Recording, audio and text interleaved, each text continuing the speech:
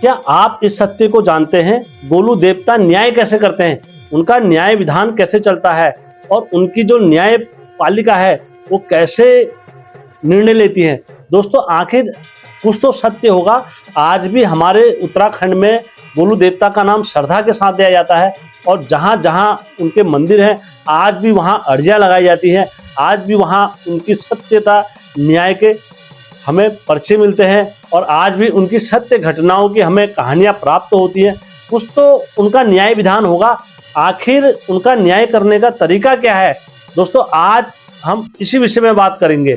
तो दोस्तों नमस्कार दोस्तों, मैं हेमचू पहाड़ी एक बार फिर आप लोगों के समक्ष आया हूं। यदि आप पहली बार हेमचू पहाड़ी चैनल में आए, बस मैं रिक्वेस्ट इतनी करता हूं आपसे कि आप वीडियो पूरा देखें। वीडियो पूरा देखने के बाद दोस्तों यदि आपको लगता है कि यार वीडियो दोस्तों फिर मैं हमेशा की तरह हाथ जोड़कर आपसे कहूंगा कि आप वीडियो को लाइक भी करें, शेयर भी करें, क्योंकि दोस्तों जब हम कॉमेडी वाले ऐसे चैनल भी हम लाइक सब्सक्राइब कर देते हैं, फिर दोस्तों ये चैनल तो आपका उत्तराखंड का धरोहर है।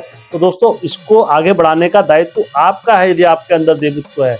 तो दोस्तों हमेशा की तरह वीडियो में आगे बढ़ने से पहले चैनल का इंट्रो।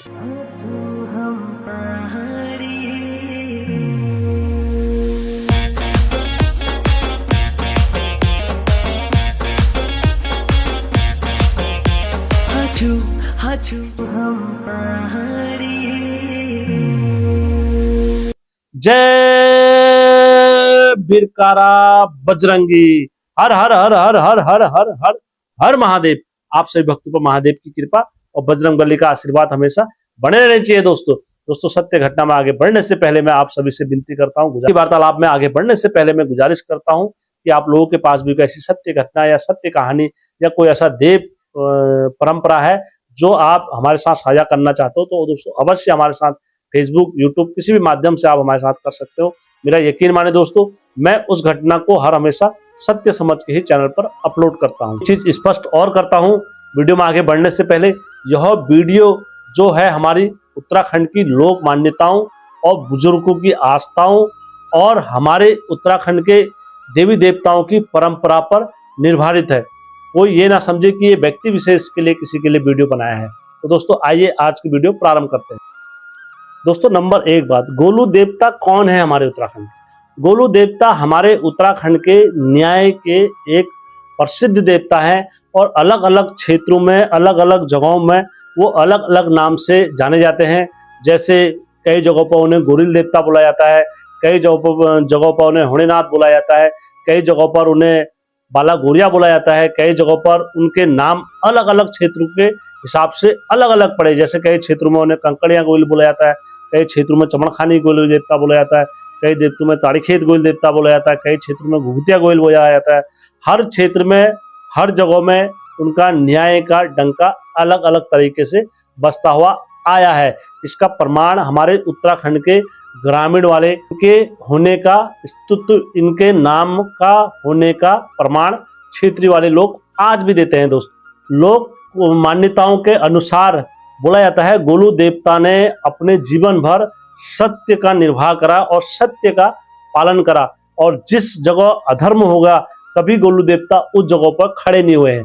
वो दुखियारे की घात सुनने के लिए जिसने उनको जहां बुलाया वो वहीं गए हैं। दोस्तों ये ऐसा उत्तराखंड की लोक मान्यताओं में इनके किस्से मिलते हैं कि इनका जो न्याय करने का विधान है वो सबसे अलग है। उसी विषय पर हम बात करें तो इसी कारण से आज भी जब भी किसी व्यक्ति को कहीं से न्याय नहीं मिलता या सारी दुनिया से थक हार जाता है, तब वो उसी श्रद्धा और उसी विश्वास के कारण आज भी वो गोलू देवता के पास जाते हैं और न्याय की गुहार हमेशा लगाते रहते हैं। दोस्तों ये गोलू देवता हमारे होने का प्रमाण देते हैं। दोस्तों कौन है गोलू देवता, आपको पता लगा होगा। दोस्तों गोलू देवता का पहला सिद्धांत क्या है? दोस्तों पहला सिद्धांत गोलू देवता का यह है दोस्तों, सत्य के पक्ष में हर हमेशा खड़ा रहना है।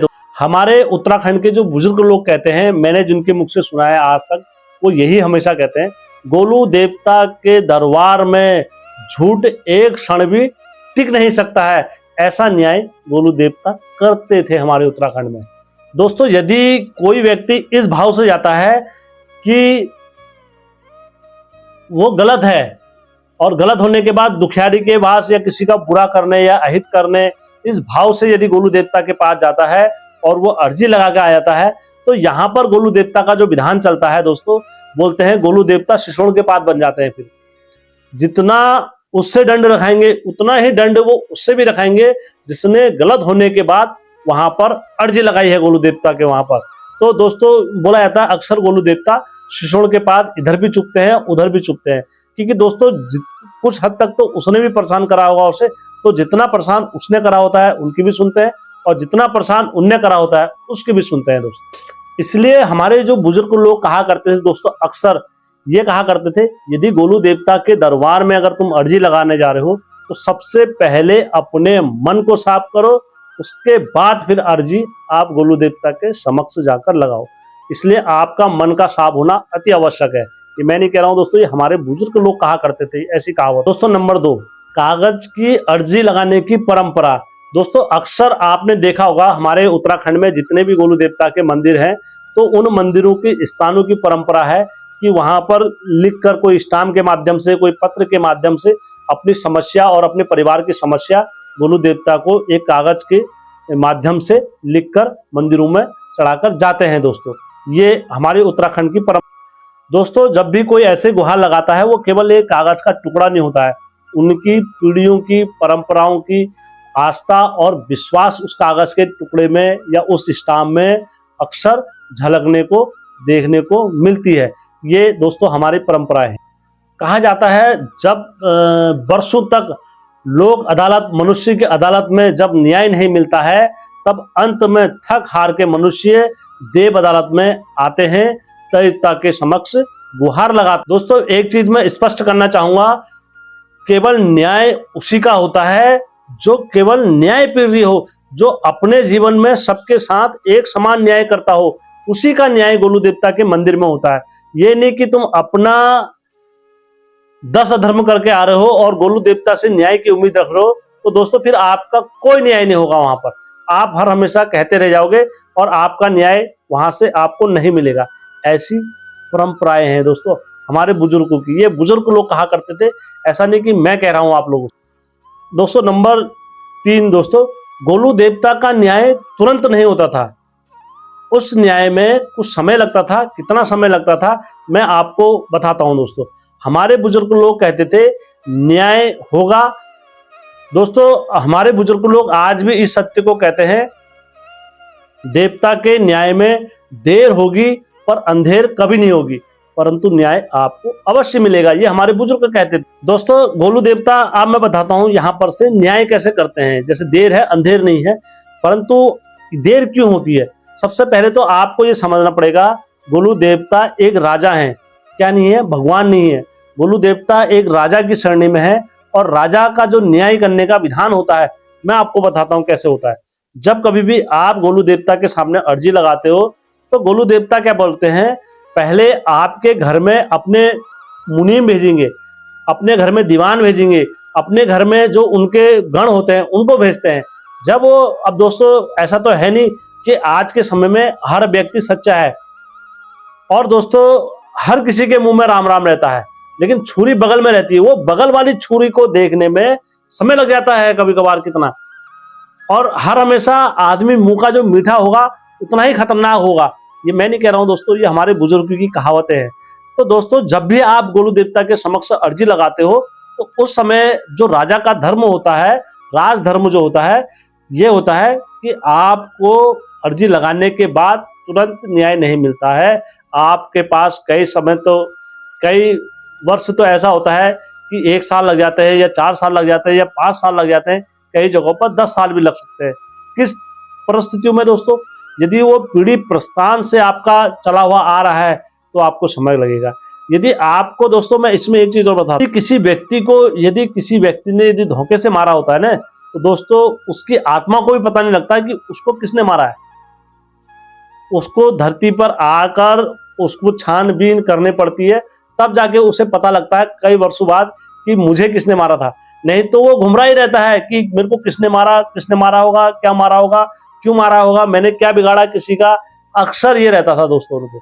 तो इसलिए हमारे गोलू देवता का जो न्याय विधान यहाँ से चलता है वो किस लिए चलता है, राजा की तरह चलता है।